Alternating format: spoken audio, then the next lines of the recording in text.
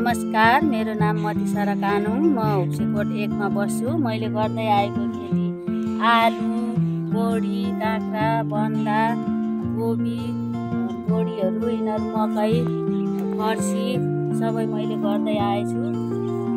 बाहिर गएर दुःख गर्न भन्दा यही आफ्नै देशमा दुःख गरे राम्रो हुन्छ।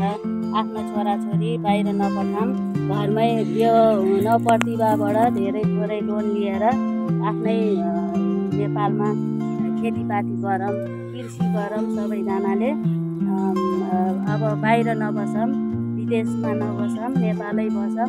आफ्नै गाउँठाउँमा हराभरा गराएर राम्रो गरेर खेतीपाती गरेर बस्नु होला। हस्त नमस्कार।